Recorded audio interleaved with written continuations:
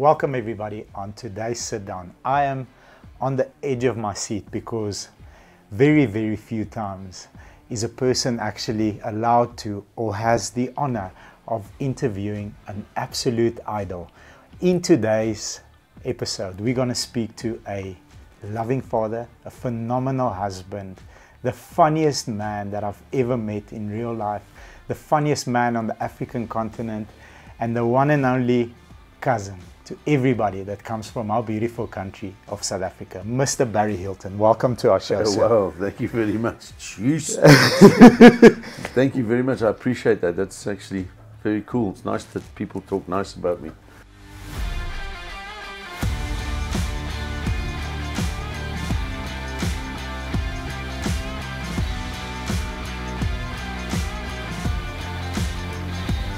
So we are so honored to have you here. I'm so honored too to be asked to do stuff. You know, at my age, I should have been on pension. So, please don't go on pension. no, I won't. Well, I was going to. I was actually going to retire, but COVID changed my mind. It was, I didn't work for 2 years. You know, so 2 years was a long time. It was a different experience for everyone. Yeah, but actually, what happened in that 2 years, I created other opportunities. Absolutely. And I'm sort of exercising those now, so it's lacquer, but I still love working. So I'm very blessed. So all the people out there that come and watch me, I love the fact to work. I don't love the stuff in between, you know, the hotel rooms and hours of being alone and things. But that's part of the gig, actually. It's part of the gig, yeah. Yeah, it's so it's what you do, yeah. So you love the process and you love the feeling that you create. Yeah, when I make somebody laugh, no matter what, you know, it's great. I remember one Christmas, Sandy and I were just together, and she got a phone call, and I heard her saying, "You realize it's Christmas Day?" Yeah, and she said, "Okay." And the guy had just been admitted to the hospital in PE where we lived with very bad diabetes. Oh, wow. And he'd lost his legs. Shame. And he was about 90% blind. And they asked him, "What would you like for Christmas?" He said, "Geez, I wish Barry Hilton could come and say hello." Wow. So that sort of like goes, wow. So I went there and I see this guy, you know, just lying there, and he says to me, "My cousin, thanks for coming." You know, and it was extremely hard for me. I had to make jokes with him and laugh, but when I walked outside, I cried my eyes out, you know, because it's like, somebody in that position is happier just to say, "I want to see Barry Hilton." That's wow. That's amazing. Well, yeah. But it just shows you the effect that you have on people. Well, I try my best. You're doing a fantastic I make a lot of job. mistakes in life, you know. I do make a lot of mistakes, but I try and So it's not only make us, up. you as well. Please, man, I'm a normal oak. I'm a normal guy with normal sort of wants and things. I want to be. You want to be successful. You want to do this. You want to do that. But sometimes, like I told you earlier, I suffered badly from depression. But luckily, I found out my trigger points now, and I address that. So it's a good way to come through. Which, if anybody's out there, that means I'm a normal guy. I actually suffer from normal things as normal people do. Yeah. And can I just quickly say, if you are suffering from any form of depression or anything like that, go and talk to somebody. Yeah. Because I was in the nut house. I had a complete breakdown 3 years ago. Now people don't know that. Nobody would ask me that. And the weirdest thing is, I remember I was screaming at my wife in a restaurant because everything just closed in around me. And in the middle of this screaming, I said to her, "Take me to the doctor now, please." And that afternoon, I was in the clinic. And I got out in a very short amount of days because I got there and thought, "Well, this is so bad. I'm here now. Let me get out there." And so every time they said, "Okay, we're going to do building, who wants to?" Me. Yes. "Okay, we're going to do that." Me. And they went like, "Wow." You know, I said, "Dude, this is what the problem is. I have depression, I have a terrible thing like that. I want to get out of here as quick as I can because I said, this place is full of lunatics. Yeah. So, and I was joking, but she said, well, actually, yeah, basically. But it's quite sad when you see how many people, Struggle. especially teenage girls, are in that predicament. It's terrible, and too many oaks. Can I say, a friend of mine in New Zealand's a comedian. He stopped being a comedian, and he addresses kids with depression, because New Zealand has the highest suicide rate in the whole world because of depression. Because they go, you're a man, suck it up, dude. And so but it's happening here too. You know, it happens to everybody. Absolutely. So, because one of the questions you're going to ask me is, what is my success? I know that. Yes. How do I define that? My success is waking up every morning and beating my demons and getting rid of that. But my real success is to actually get a Mitmac shirt. But nobody's given me one. Just after the show, sir. No, we'll make sure we have your side. Your You are success. Slim Fit, Gym Fit, sir. Yeah. I'm No, sure no, I'm not. See, I got so fat last year, I fell over and I rocked myself to sleep trying to get back up. So let's carry on with it. That's my serious bit gone now. So if you have depression, Oaks, sort it out. Yeah, Go. speak to someone, because Yeah. I always say you've got an angle, you've got a view of life, you know what you know, and you don't know what you don't know. Mm-hmm. And there's Oaks. That's why we all can't be doctors. If I see my own blood, I start fainting and I become white. So I can't be Here's a story. doctor. Yeah. I did a show in Cape Town a few years ago. 4,000 people. 4,000 Beautiful. people. Me, Barry Hilton, by myself. Beautiful. And I noticed one oak in the third row. It was like this. Okay? The whole show, all I could see was that oak. Do you understand? Different So you're energy. thinking, just it's terrible. And I fought against it, and eventually this guy actually cracked a smile. Okay. And then I thought, at last, there's a bit of success there. Yeah. Because the guy was just didn't want to laugh or whatever. And my wife Sandy said to me, said, Barry, seriously? There was 3,999 people there killing themselves laughing, and you see that act. But that's exactly it, because if you are fighting a demon, Yes. you are only focusing on that On one, that, yeah. and not focusing on the 3,999 Good other acts, great yeah. things that are happening in absolutely. your life. That's what So speaking. it's tough, eh? My mother had a thing of success. My mother had polio, and she asked me when I was just starting the gig, you know, what's my success? Oh, Ferrari, I want to do this. Yes. I want a film star. And my mum said, I'll tell you what my success is. Going to sleep at night and not having to get up during the night to make a pee. Wow. And I said to her, what do you mean? She says, well, I can't walk. So she had to put on a caliper, do all that goodness, everything, just to go to the bathroom. So, wow. And that was success to my mum. So, weird, eh? Different perspective. We Put have to you be on a- thankful. on- yeah, of course we've got to be thankful. That's fantastic. Look, I'm a bit upset that they picked me up in only $1.5 million rand car. I mean, come on. We'll try again. We need a better one next We'll try time. again on the follow-up interview, Yeah, so yeah. we definitely will. Okay, now let's get going. Let's get going. So, you've performed on thousands of stages all over the world. Yeah, 4,000 people in Cape Town yeah, recently. lots. Lots and lots and lots and lots. And you're a young man now. I mean, you're in your early 30s. Yes, If we could go back, we're paying double up at the moment. So yeah. If we can go back a couple of years ago, Yes. and you're 17 years old, 17. that young man, before you became a father, a phenomenal husband, comes and sits here. And before all the thousands and thousands and thousands and millions of people's lives that you've touched, who is that young man? What are you thinking about? What's your priorities? I was a very confused, very upset guy. I basically left school as soon as possible because I was useless at school. I was just Wasn't not because appealing. I'm not intelligent. It's because I have serious ADHD as well. Jeez, I've got everything wrong with me. So serious ADHD, you know. And in fact, how's this for? It's just true stories. Yeah. I went to a psychologist many years ago, and the guy said to me, Mr. Hilton, do you know you have ADD? And I said to him, what exactly do you know about security, Blair? So then the guy like looked at me and I said, no, it's a joke.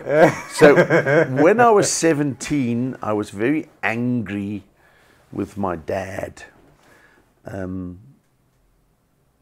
My dad said to me, when I left school, I was 16, he said to me, so what do you want to do?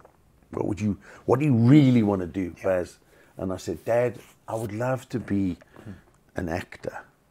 Beautiful. And my father said to me, son, I want to tell you that actors generally end up living with or having a partner with another actor who's actually the same sex as that actor. Okay, so that was the advice. My father was a bricklayer, so he didn't exactly say it that way. Okay. You know what I'm saying? I can imagine. And he's like, he went mad. He said, you're not doing this and this and this. You will become a tradesman. And I was like, well, why did you ask me? And then I became this tradesman. And then I was trying to convince myself, this is my life. Electrician. Electrician. Oh, man, I hated it. I looked for any excuse not to go to work. If I woke up in the morning and my hair was curly, I would say, so you must understand, I didn't work much. So I hated it with an absolute passion, but it was like, this is my lot. This is it. So it was a terrible place for me when I was 17 because I wasn't allowed to do what I wanted to do, you know, so it wasn't like a place. So not the only one, this phenomenal, absolute comedic genius was lost, like most of us were. Most of us still are. I'm still I was lost and I didn't even try Hare Krishna. So throughout your career, yes, you are stumbling around as a young comedian. Yes. You worked in the UK for a while. Yeah. Love your British accent from Liverpool. I love it. My favorite.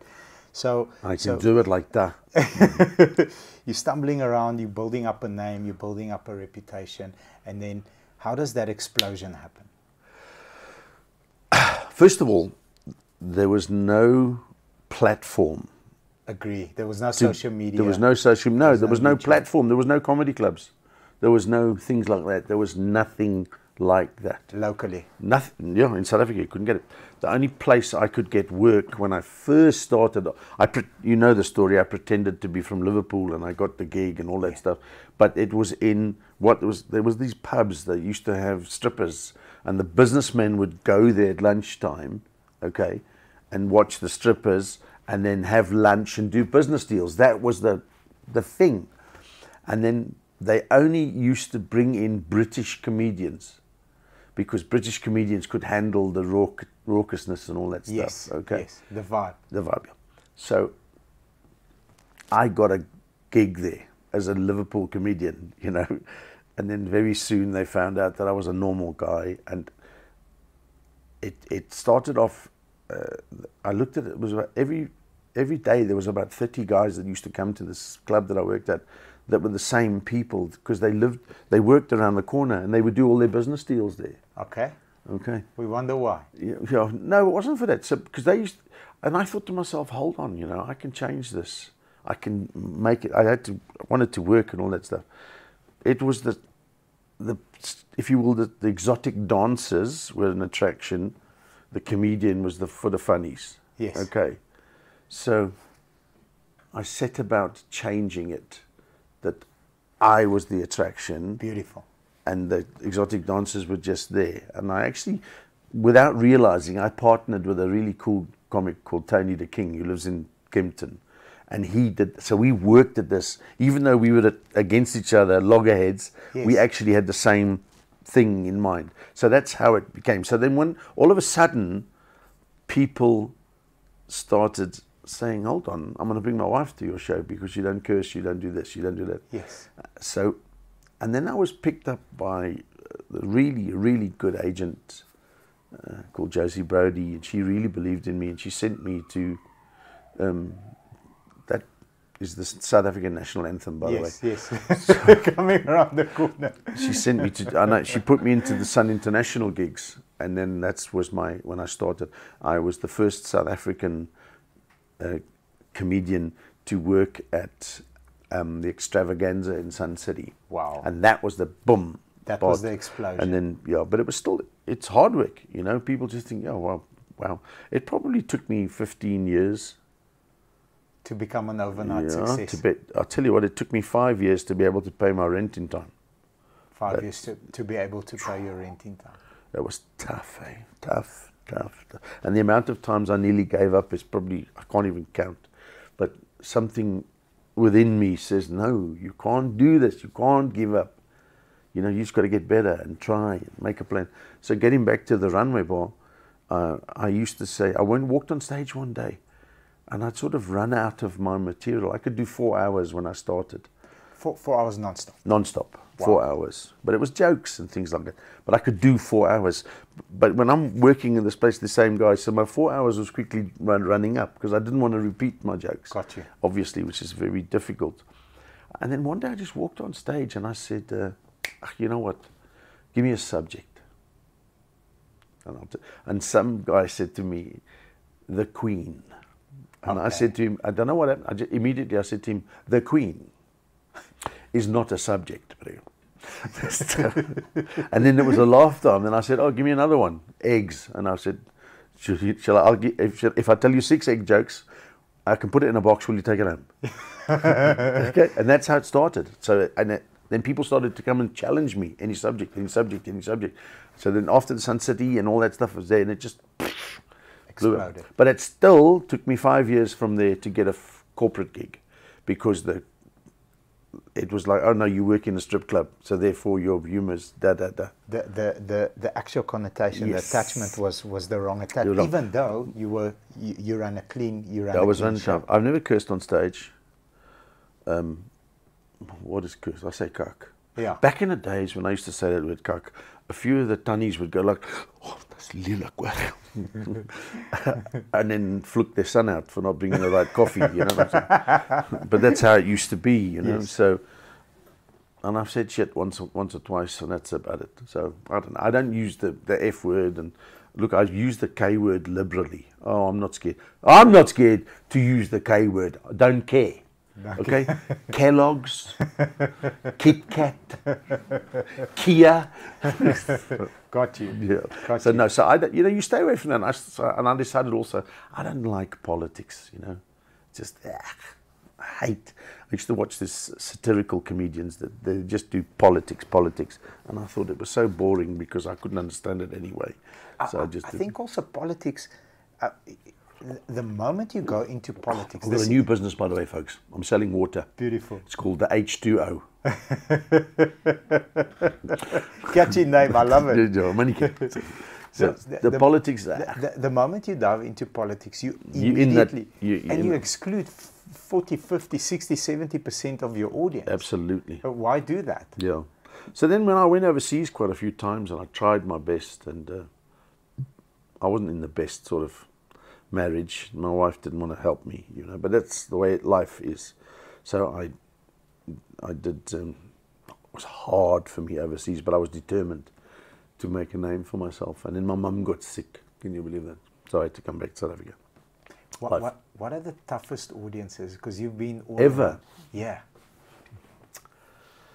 I think we are pretty. Pretty forgiving. I did a gig once accidentally for the RVA beer.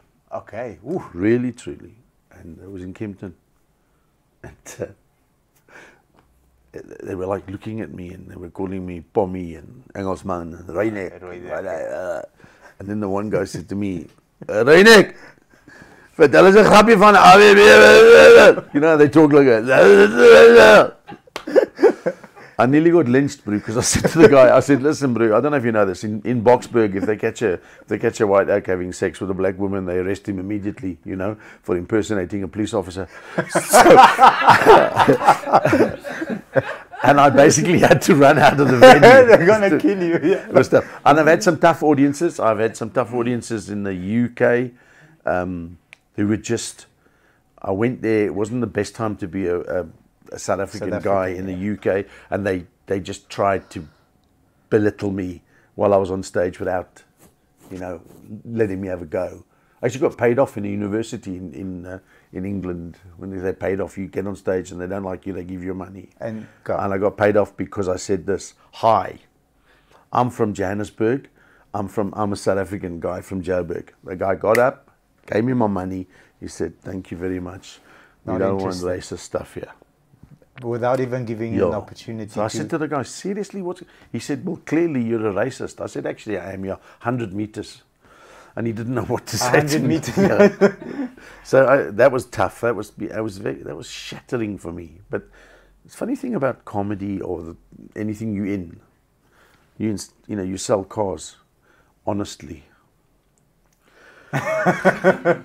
As honestly as we can.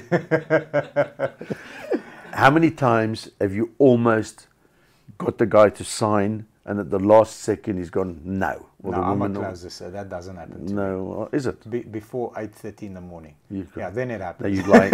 You're lying. I'm telling you that now. Because you've lost sales. I know you have. Absolutely, every day. You lose sales. Every but then day. what you do is You you learn. actually learn from that and say, okay, why did that happen? I always say, take the lesson. If you experience a loss, don't lose the lesson, because You it's the take lesson, it. that bitter taste in your Yeah. mouth. That's the thing that moves you forward and drives you forward. Absolutely. Yeah. So there we go. Yeah. So, would you consider? I'm married actually, but thank you. Okay. Okay, I'll try again just now. Maybe I'll become more charming as the interview progresses. cool. But okay, let me ask Can I you get this another one. water in this cheap place? Absolutely, absolutely, sir. They asked me for. They haven't given me breakfast. I had to catch a bus here, 3 taxis. You know what I'm saying? There's a bit of coffee. I'm not sure if you. No, I if you're don't the do coffee. type. Okay. Thank Thank you, Carmen. Caffeine and I don't Let's mix. introduce Carmen. Carmen, This is Carmen. come and say hi to the. Carmen used to be a model for Volkswagen. They, she used to be back in the day a Carmen Gear. Yeah. But now, as time progresses, she's just beautiful, Just Carmen. beautiful Carmen. Well done, Carmen. Thank you. Yo, the lady in black. She doesn't play golf and she doesn't know Gary Player. So your biggest failure, would you say, in your professional career, is it a audience that belittles you before you even have an opportunity to come and do what you love doing? Yes. Is that considered a failure, or No. is it not? The failure is not being prepared for that. Not being prepared for Not the- having a sort of plan B. And that happened a lot when I was, trying to make a name for myself. I worked some really tough and rough places in the UK, really hard places. And I remember once I was in a place in Blackpool, and this guy called me on, and he said to me, "Look, we haven't got a comedian." I was desperately trying to get a job, and he said, "Look, I'll give you a chance. Come." It was £20, paid me. So I got on there and I did 45 minutes to silence, to Wow. absolute silence. So I get off stage and I'm thinking, the guy says to me, "Oh, that was very good. Can you come next week?" And I said to the guy, "What are you, crazy? These folks didn't even laugh at me." He said, "No, they liked you. They were just busy talking about other stuff." And I said, "What do you mean?" He says, "No, in this club, if they don't like you, they take the paper out and read the paper Wow. while you're on stage." And it was like a one-upmanship. I've heard that joke. You know what I'm saying? So I went back the next week and I smashed it. Almost the same people, but because I had the courage to go back, they went, "Okay, give this guy a chance now." So that was a big lesson I learned. It's called flop sweat. You actually, Yeah. and you can't talk, and it's whatever. So when the guy said to me, "No, you're a funny guy, man, come back next week." And that was, half of me was saying, "Seriously, take the £20 and run away." Yes. And the other half was saying to me, "Tell her, okay, you want £25 to come." Yes. I didn't do that, but I went back for £20, but I smashed it. And he said to me, "Well done." And that actually started a role, and I started doing work. And eventually, I won a couple of competitions. And I eventually got to open up in this huge, in a place called Jersey, off the English coast, St. Helier. It was a very expensive place to live, and they had this huge theatre. And you'll never guess what, I actually got asked to open for Billy Connolly. Wow. So that was like, What a privilege. yeah, because I'd worked and I'd taken all the crap and slept in my car and you name it, you know. And that was, but what, he changed my life completely, Billy Connolly. Really, 100%. I worked with him for 4 nights, and on the 3rd night, he actually came into the change room. And I was like, serious. And he said to me in a very broad Scots accent, "You're very funny, young man. Wow. But you need to change from telling jokes. You need to start talking more about life." So, and every time somebody asks me this, I always say, if Mr. Colony is out there, Billy, you don't understand how you changed my life. He really did, because he was this huge comedian and he had the time to come in and say, "Listen, son, this is you on the wrong path here. You need to do this." And I was very, very grateful to him, and that's what happened. A sign of success for me, Yes. personally, is seeing people that are ahead of people, Yes. that have the time to go and say, "Listen, here is where you can improve, Yes. and I can give you coaching because I've got moral authority. I'm ahead of you in Yes. this area." Pay it forward. Yeah. I do that a lot. Absolutely. I can feel that. I have a you lot do of comedians, actually, young comedians, actually phone me up and say, "Listen, I'm doing a set. Will you come and watch me, or will you do this?" And I say, "Yeah, if I can make it, I'll come there." You know. Absolutely. But some of them are so arrogant. They'll say, "Listen, I've got a new show. Will you come and open for me?" And no, I've you done haven't that. earned that right yet. You haven't earned that right for me to open for you. Absolutely. You know? So I like helping younger comedians. There's a lady now in the US called Long John. He's from Zimbabwe. Long John. He's in the US now. Of course he's from Zimbabwe. Yeah, the name he's- says it all. Yeah, from and he opened for me about 6 or 7 times in my shows. Wow. And I said to people, "This guy is good, Alex. Listen to this guy." And now he's in America, so good luck to him, you know. And if he does make it, and when he does make it, imagine if he's on a big show and then they're asking him like on a big talk show, and they say, "How did you do it?" And imagine if he just said, "Oh, there's a guy in South Africa called Barry Hilton." Boom. Wow. That's all the payment you need. Yes. It's recognition, you know. Yes. Okay. And you've touched and changed a person's life for the better. Yeah, I think so. It takes a village to raise a man. That's right. And you were part of the village for Long John, and you course corrected him. Yes, a few times. There's a few guys I've helped, but Long John's the one that pushed the most, I think. Great guy. 100%. What would you say? We've already heard of the first person. That How can took you the ask me time. what would I say? What are you, a psychic? Well, no. I phoned a psychic once, you know that? What When did- the psychic picked up the phone, I said, "Who's speaking? Come on." Yeah, you should know. So I would love your opinion. I have to be careful with my questions and the way that I ask them. I would love your opinion. Go. Who are the other 2 people that have touched your life and course corrected you, even if it's having a 3-minute conversation with you? My Because wife, Sandy. straight up, boom. How? I was married twice. Second marriage was a nightmare for me. I went and I met this girl, Sandy. She's younger than me, whatever, but she's just so together and so focused, and so she changed my life 1,000,000%, because now Sandy does the logistics and I do what I have to do, and The it's fun great. stuff. Yeah. And then when funny enough, I phoned her this morning and I said to her, "I'm in the worst place in the world," and she just talked me through it. So it's important, eh? Amazing. Sandy, yeah, she's great. Amazing. You know, I would imagine, So did John Lennon. Yeah. yeah, he did as well. If I'm Barry Hilton and I've got a day, like a free day, it's a Sunday or Saturday, there's no cameras, I don't have a show tomorrow, I Yeah. don't have a show this afternoon, like, what do you do with yourself? Are you, inviting everybody else? No, braai. Basically. Is that what you do? I Like, invite. what's it- I like to have people around. I'm not one of those oaks that need to have 50 people in park. I'm a normal oak, like I said before. I like that. Or I love being able to spend time with my boy Jack. That's your youngest. Yeah, your my youngest boy. 12-year-old. He's my 12-year-old. Yeah, and I love being at home, and I love doing carpentry work and things like that. Carpentry.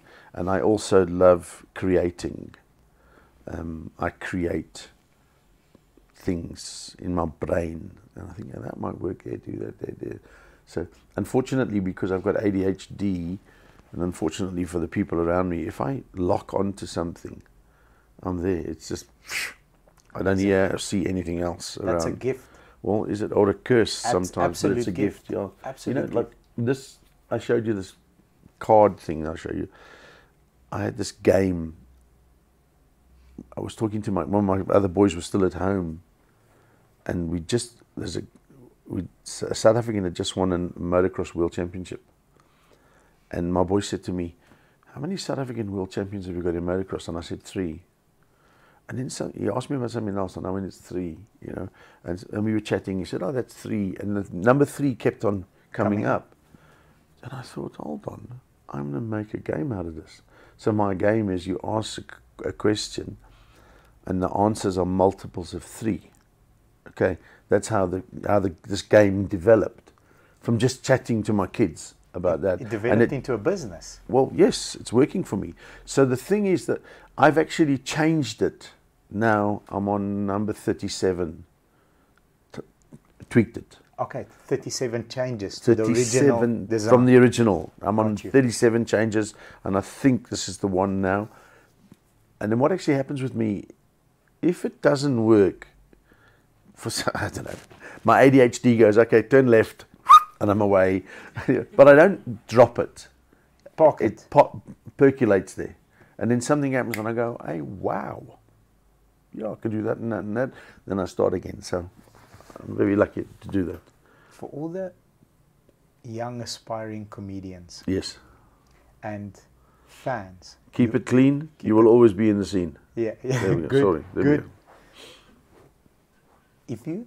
If you could pinpoint 3 landmines that were I know that Yes. you thought, oh, you know, that's a bit of a mistake in my career. big. I took the lesson, but the aim of the question is to help somebody throughout their career, even outside of comedy. Yeah. Because, you know, life lessons are almost always evergreen. They're applicable to any culture, any industry. Okay. The first one I'll remember, after this Billy Connolly thing, I got invited back to this venue to do a full summer season. Back in the days, it was 17 weeks. Back to back. How many shows do you do a week? I One? did 6. 6 a week? Yeah. Wow. And then there was this, a guy befriended me. Obviously, he had a few tin in it, but I was in such a terrible place. Like I said, my marriage wasn't great, so money was coming in and going out faster than it came in, basically, you know. And the guy, he said to me, we were going to this venue on the island, and he said to me, this and this has happened, and you know, you need to work for. He gave me a figure, and I said, no, I can't do that. And like that, he changed. Like that, he said to me, oh, you can't do it. I said, no, I can't. But he didn't let me finish. I said, I was going to say, I can't do that because I haven't got any other money. I need that That's type the of amount money. that I need. I need that to carry on. And unfortunately, he took it that I just Offensively. can't do it. He thought, oh, this is like, boom. And I know that was a huge landmine, if you will, that happened. But you learn from it. And I realized after that, no. The weirdest thing with that was, then I sort of started, a guy, well, I'll give you X amount. Yo, but that's less than, okay, I'll take it. Because it made an adverse thing to me, you know. But it took me a long time to come out of that and say, no, that's my worth now, because I've done this, and this. I always So found that was a landmine that I learned, but I learned from it.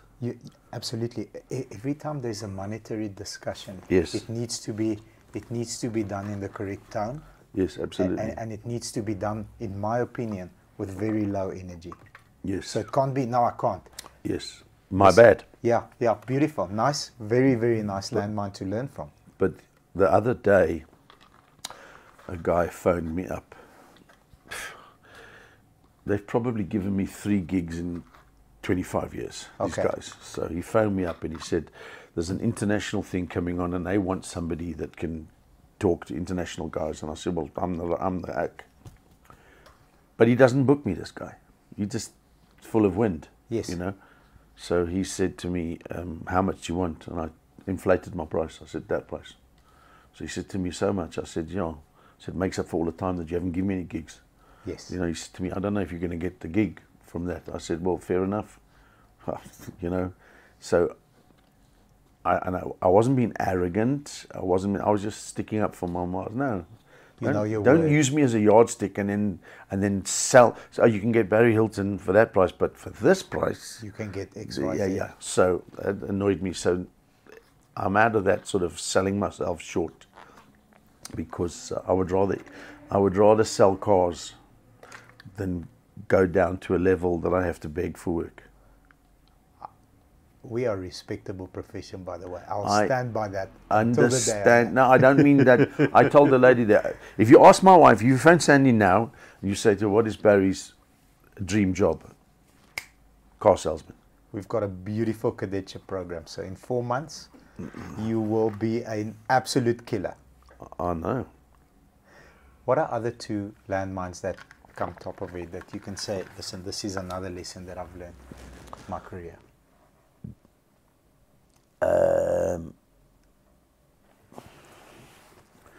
Let me think about this. Can I? Absolutely. We can percolate it a little bit. Yeah, a lesson that I've learned, is the one is like, don't stay at a place too long because of the money. Those clubs I told you I worked at, it became easy money for me at those clubs because I became very popular there. But it didn't challenge you to the next level. It didn't challenge me. So I had a few opportunities to go to the next level, but I left it because of the security of the money I was getting.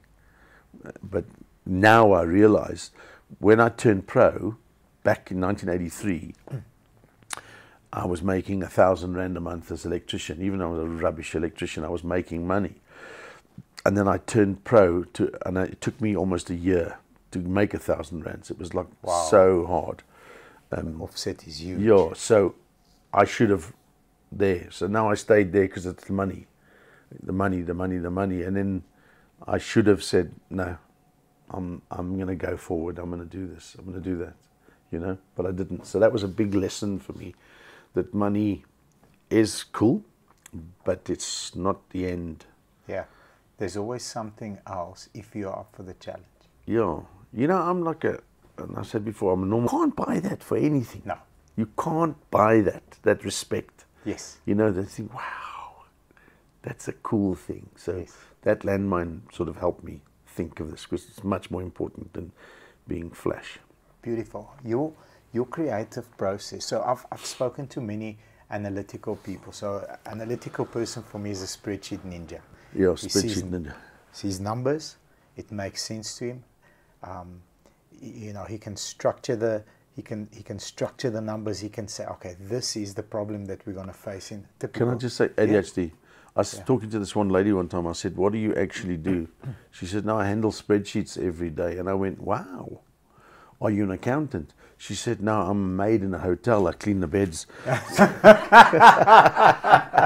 I just made that up. Is that terrible? So carry on. Sorry. So that's that's the process that an accountant takes, or the lady that straightens out the spreadsheets. Yeah, beautiful. A creative is not as simple. A creative is how does that process work in your head? Can you switch it on, or is it you can't switch it on? All of my shows that I've ever done, I've only ever done 3 television specials that I've actually kept to a script, because of otherwise the cutting difficult. Okay. I hate it. So it's not scripted. No. So back to nights, we're going to see a different Barry. Well, at least 50%. At least. Amazing. Because I change and I make up things on stage and I talk to people and all of that stuff. So I do that. But in the creative process, I've got a course that I've actually made, because people asked me, how can I write jokes? How can I do this? And I went, well, this is what I do.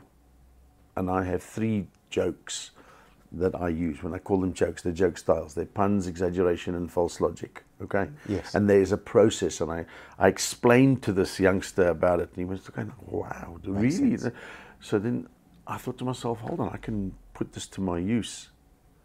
Because now I've got this course. I teach the course. It's a teachable skill. How to create your own humor, but also how to present it. But what actually happens is, my course teaches you take a joke formula, and you put the words around it, and you make a joke from that formula, a pun maybe. And the same principle arises with exaggeration, and the same with false logic. A pun would be, it was so foggy in Cape Town, you couldn't have missed it. That's a pun, yes. Okay. An exaggeration would be a guy walking down the road and a seagull poops in his eye. His friend says to him, I'll get some toilet paper. He said, are you serious? By the time you come back, we won't be able to reach him. And the false logic is, a guy comes to buy a brand new car here and says to the salesman, are my flickers working? And the salesman says, yes, no, yes, no. So those are my 3 those are my 3 gags. That's my favorite one. Those are my 3 jokes that I use. But you see, my course teaches you how to create that and use a PDF and work with it and all that stuff. I don't need that, because I've done it for so long. I would go bang. In my head, I'll go, that would go there, that would go there, that go there. So therefore, that will equal that there. But I do that in a split second. It sort of like arrives in front of me. So that's a sign of a true professional, taking a very complex process, yes, that you've developed over decades. Yes. Nearly 4 decades. Yes, and I like to actually teach people how to do it now. There because you only need 1 joke. Yes. Okay, you need 1 joke. I was talking to a guy last night, funny enough. He's in data and all that stuff. And he said to me, they do most of their stuff and they store it in the cloud. He said, how would I get across to people how good we are? And I immediately said to him, well, you say, we so-and-so, we are in the clouds. In fact, our clouds are so good, angels make use of us. Yes, yes. And he said to me, wow, yes, that's a brilliant one. But I made it up like that. That's because I mean, click, click, click, click, click, click, click, go. And it worked. Give me a subject. Subject. Let's say rugby. Rugby? Yes. I don't understand rugby players. Okay. Why would anybody want to put the head between 2 oak thighs? And then say druk. you know, I don't know, bro. Yeah, don't say druk. Yeah. Let's go soccer. Let's go. You want a joke about soccer? Football. Yeah. Can I rather tell you a joke about the difference between, I'll tell you a soccer joke, but I want to tell you the difference between billiards and snooker. Yes, please. Okay. Billiards is a tough game, but snooker, you got to have lots of balls to play that game. So you want a joke about soccer? I've got this brilliant. It's very long. Can I tell it to you in 2 halves? Yes.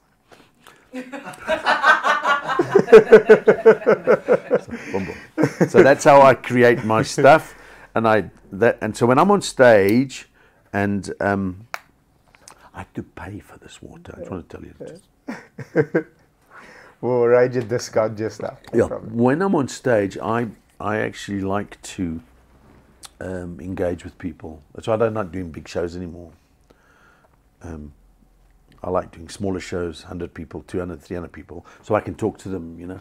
So when I talk to people, then I get rapport, then we have fun. Yes. I love it. I'm not a comedian that picks on people and all that stuff. Yes. I just say, hey, what do you do? You know, boom, boom, boom, boom. And, you know, they'll give me an answer, and then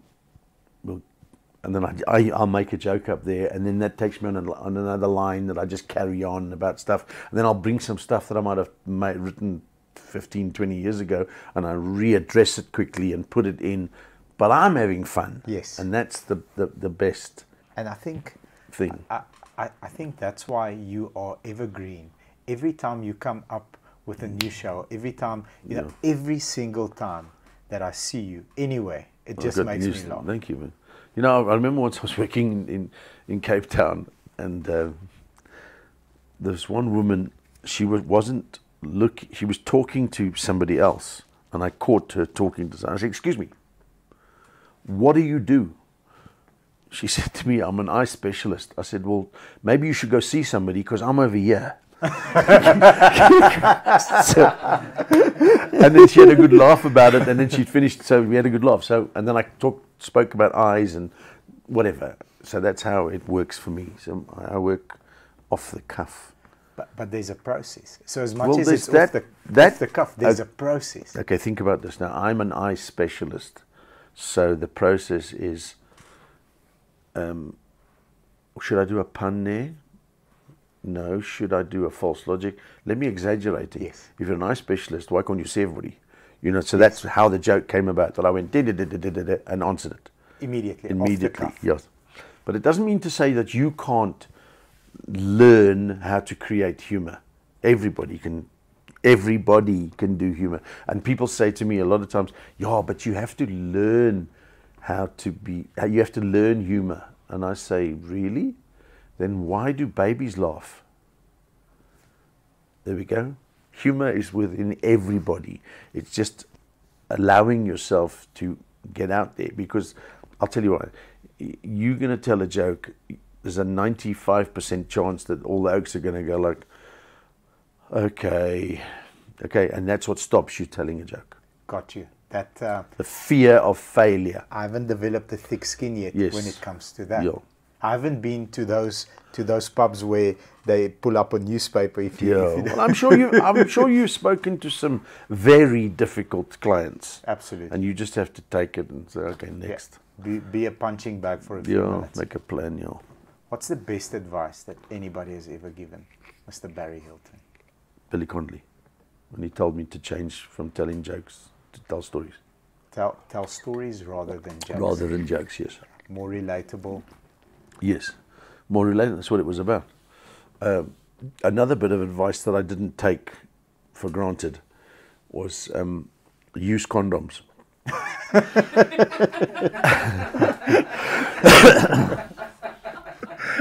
In fact, my nephew said to me, Uncle Baz, Okay, we got serious, and then we got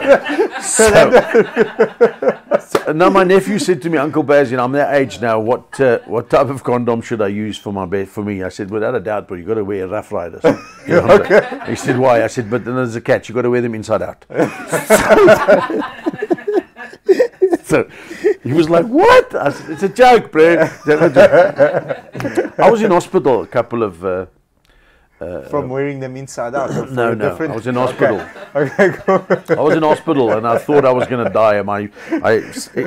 Depression, anxiety, my stomach was over here. So I was in hospital and the heart rate meter was going like, deet, deet, deet, deet, deet, deet, deet, deet, deet. Okay, so the nurse said to me, why are you looking so worried? Because they realized it was just this. Yes. You understand? So I immediately said, the oak next door told me he's in the army and he was in the signals. And she said, what do you mean? He said to me, that's Morse code. So she said to me, what does it say? He said, you're going to die. So I used that humor to get me out of this terrible predicament. When I walked into the hospital, I'll never forget this. I walked into the emergency room. It was about 10:30 at night or whatever. I was bloated and I was going to die. And I said to Sandy, you know what? They spend far too much money on the decor in hospital receptions. Or they must get taller receptionists, because you go in, there's all this receptionist that cracks like, name. That's so true. And she said to me, you thinking you're dying and you're making a joke? Well, I thought I was gonna go, you know what I'm saying? I was waiting for the light. I was on the table, I'm waiting for the light. Thank goodness it didn't come. Nothing. And I said to the nurse, is there load shedding? When's the light coming? Thank goodness it didn't come. So you have to, humor is a strange way. Are we taking too long in this interview? No. Absolutely not. Humor is a strange way of smoothing out problems. Yes. Okay, I lost my brother to cancer. It was terrible, and my mum. And but when I talk about my brother particularly, I always make a joke about it because it's a horrible thing. So why be sad and rather laugh, you know? So one oak said to me one day, I heard, you know, your brother's not well. How is he? And I said, well, actually, he passed away, you know. And then this guy got all theatrical and dramatic with me. He said to me, was it the big sea? I said, yes, he drowned in Durban, you know. So then I said to me, he said to me, what was he doing in Durban? He was so sick. So that's true. So every time I think about my brother, I think about that, and we have a laugh. And, you know, I miss my brother terribly. Yeah, he's in a better place than we are. Well, not really, because I live in Hermanus. No,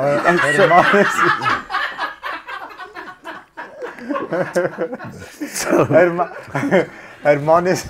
Hermanus is nice. I must admit. Fantastic. It's very nice. Hermanus is cool. It is nice. Yeah. Yeah. What makes you laugh?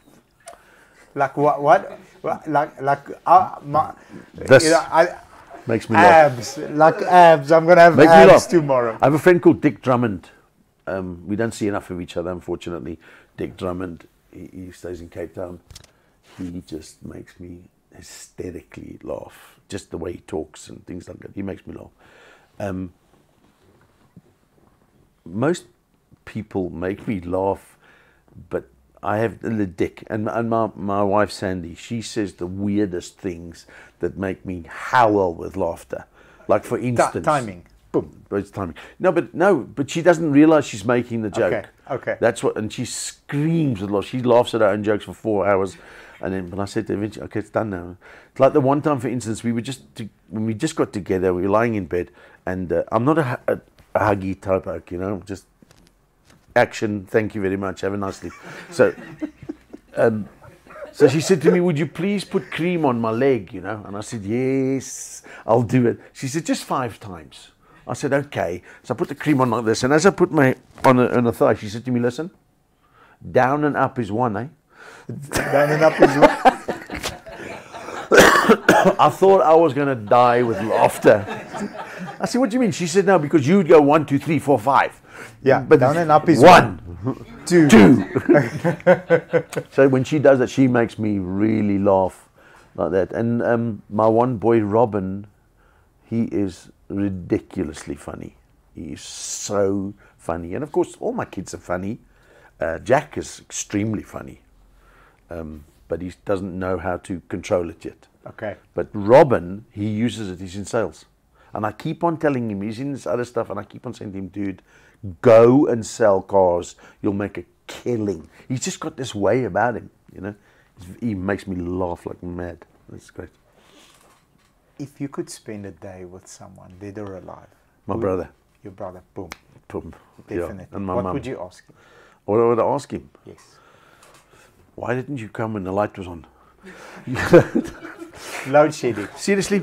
I mean, I'm lying there, the lights are on, and I'm waiting for the flipping light. All of a sudden, I get hot. My bum, my ears, all this, my head, and everything like that. And I'm thinking, well, I've made some cock decisions in my life. So, and then the nurse said to me, would you want me to turn off the electric blanket? So what would I say to my brother? I would say, I'm sorry. I'm sorry. Because we used to argue all the time. And my dad, I suppose. Let's include my dad, my mom, and my brother. I would just say to them all, I'm sorry. I'm not perfect. Somehow I've outlived jokes. But I'm sorry. Because we all make mistakes.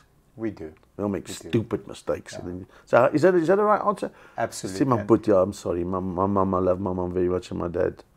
My dad actually laughed at death. It was amazing. My mum had passed away, and my father lasted 4 years after that. He just was out. And my father was a tradesman, through and through. Electrician? No, he was a builder. Builder. So I think he was a builder because on Friday he had a lot of beers and he was mostly plastered.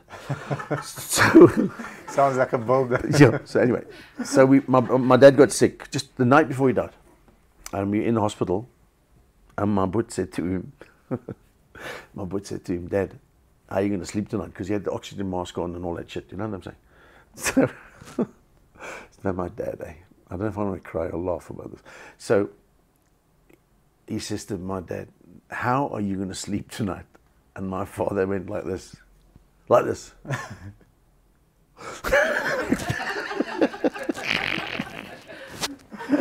And he died. Shit. 3 hours later, he passed away. But I'm saying, so my Alma knew he was going. He knew it. He was on his way. But he had the last laugh. So People know. you know, my dad and I used to bump heads lots and lots of times because I think he wanted me to be better than he was in life, you know, and I think because he thought taking a trade would be the right thing, but it was the wrong thing. The only thing I got good out of being an electrician, I love AC/DC. I see. Beautiful. If me and you are flies on the wall Yes. and we happen to overhear a conversation, I want to see how the other side of Mr. Barry Hilton's Yeah. brain works. So yeah.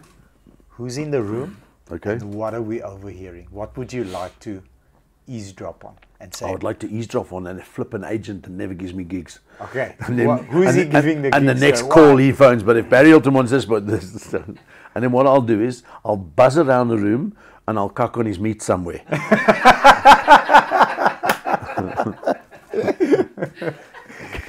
So what was your first car? My first car was from my dad, funny enough, was a Cortina Cortina. with a What starter motor that went like. You know what? And then it catches. Yeah, that was my first car. It was What's one funny story that Mr. Barry had in the Ford Cortina? the first time I had passion. Passion. I used to keep a packet of condoms in my little dog. You know, you got a little dog on a dash. Yes. That sort of. The bubble head. Yeah. So I said to this girl, if I can make this dog sort of react, do you think we can have passion? Because the condoms were there, so the Yeah. dog was like. So I said, okay. I said to the dog, listen, but if you want me to have passion with this goose, will you please nod your head? And I pulled the condoms out and they went. But she didn't think it was funny, so that didn't happen. Not on that occasion. No, but a lot of things. Once I was driving back from Zwaneng. I had this Bedford van. I thought it would make me famous, but it was ridiculous. And my friend was driving, and it had electric windows. Oh, Steve Hockey is my mate. I'm going to go see him next week in Zimbabwe. And he dropped a dart. You know what I'm saying? He dropped a dart, and then he locked the windows. Oh no! So it was like frightening, but it wasn't like it wasn't one of those. It was like one of those Jason Bourne vibes, you know that.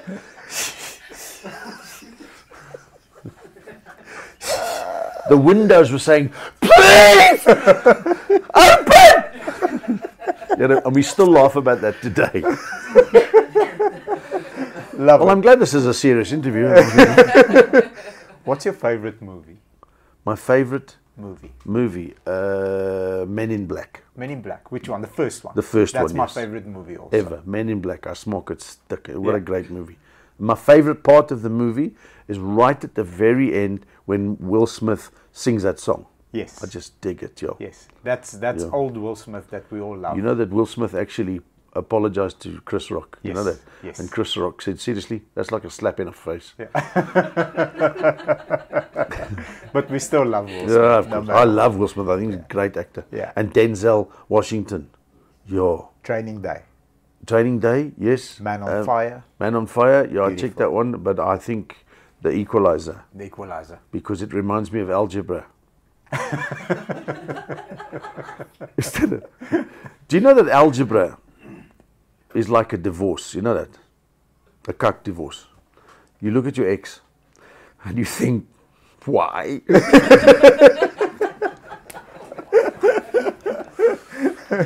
Oh man. What's your dream car? Are you a car guy? No. No.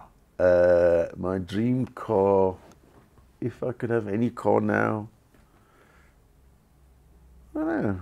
I'm not Not a big car guy. maybe a Everest, Ford Everest, Yeah, lovely that's car. a cool car. Maybe if I really a Land Cruiser. Yeah. Yeah. Also a cool car. You're a tall guy. I think a Yeah, Land tall. Cruiser will suit you. Yeah, nice. Yeah, you can sponsor me one if you want. Definitely. We'll have a discussion. Whatever this. No, I think because I'm not. Dream car, Maserati. What are you going to do with that? No. What are you going to do with it? You've got 6 kids. I've got 6 kids. How am I going to get in? But Yeah. I can get in 30 seconds. It'll take me a week and a half to get out. Yeah. Need some help. Yeah. And a Maserati. No, I wouldn't want one of those fancy cars. I'd like one of those things. You know what I like? I've actually those Haval. Yes. That's a very good car. Good looking car. Absolutely. But it's also good. Isn't that like Haval is like a Lexus is to a Toyota. Haval is like that for a GWM. GWM. Yes. GWM. Yes. 100%. Your Great Wall Motors. Great Wall Mod. Yes. Really Good product to come out of China. Definitely. Yeah, it's a funny thing. It's a Chinese car, so it's a good takeaway. Good takeaway. I wanna dive into some of the cool concepts. Just make sure there's water. Yeah. The cool concepts that we discussed just before the interview. Your cards, upcoming shows. Yes. How do people, connect with you? Are you big on social? Show me money. Show me money. No, how do they? We got social. I have BarryHilton.com. Barry Hilton. Yeah. So all your gigs are. Or my cousin.co.za. That's for stuff like this. Or cousin approved. So I've got a lot of stuff. I do reviews. Okay. I do video. It came about in COVID. Okay. So people say I've got this product, and I say okay, let's check it out. And then they send me the product, or they give me the 5 bullet points that works for them, and then I do a video review, 60 seconds. I make it pertinent but funny. And for instance, I would say Mid-Mac Motors, I'd buy that for my cousin because it's cousin approved. Cousin approved. So I created that business basically in lockdown, and it's working for me. So, but if you go to BarryHilton.com. Awesome. We're going to make sure that we put up the links for that as well as the cards. That's a very, very cool concept. Love Thank the you. concept. Smart ask. Yeah. Smart ask. We're going to get involved in it. And the link. I haven't told you the price yet, bro. That's okay. That's okay. I'm a good negotiator. Look, I know that if I bat you quickly, then we'll I'll be sit able down to, and definitely. Yeah, it's like you've got to do it like, how much is the price? It's that price in dollars. They don't move. US. Plus, of course, income tax. That's how but you go the other way, don't you? Absolutely. So, in dollars, no problem. Zimbabwe or sort of. It depends, buying or selling, because the price is different. It is the difference. I think, buying cars. I would love to be a car salesman. I haven't got the time to come up here. I live in Cape Town, but I just think selling cars is the ultimate job. What a jewel! How would you open to me? I'm a customer. I approach you and say, "Hi, I'm here to buy a car." I would say, "Cool, bro." I would say, just think, well, I'm glad. Don't look at the cars that you can't afford. Let's get real. And tell me in confidence how much you can afford. We'll have a good laugh.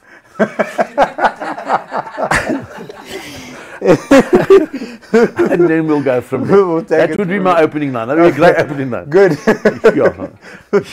So good. We'll probably get a bad review the first couple of times. No, you wouldn't. So unless it's you that does it. You see, the thing is now, I have a very dear friend called Sean Singleton. He works for CMH. Okay. Combined Motor Holdings. Yeah. Yes. Little plug there for you, Sean. But he doesn't flip and eat it. He does so well.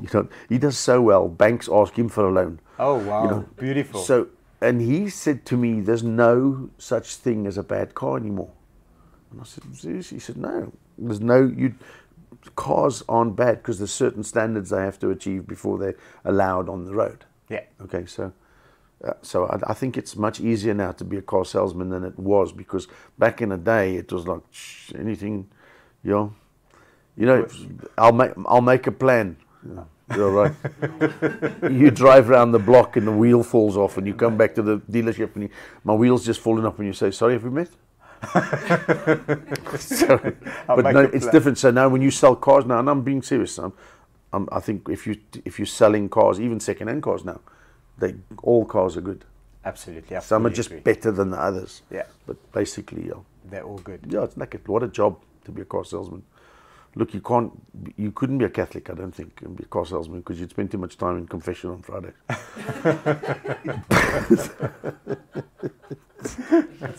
I think it depends where you work, where you sell. No, I think I think also, you know, look at your dealership. It's fantastic.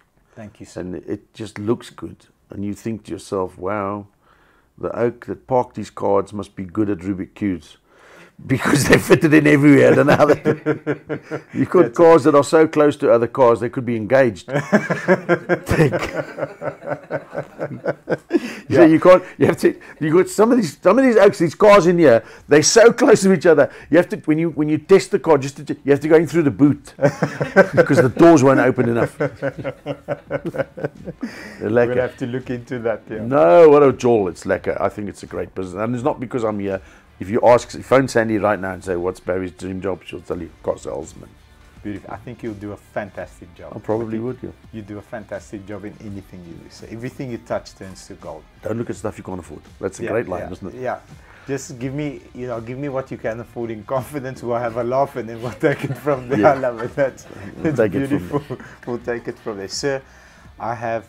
Called me sir. Thoroughly enjoyed myself. Thoroughly. I've learned a lot. Thank you for sharing your beautiful journey. Thank you. Thank you for, being vulnerable to share some of the landmines that you've stepped on, so that we can also learn from them. Can I say something to the people out there? It's okay not to be normal. It's okay that you make mistakes, and it's okay that you make some stupid mistakes. But it's also okay that you've done some great stuff in your life, and don't forget the great stuff that you've done. So there we go. Best advice ever. Thank you very much. My pleasure. It's been an honor. Do I get paid now? 10 minutes from now. It's been thank you very, very much. What a joy.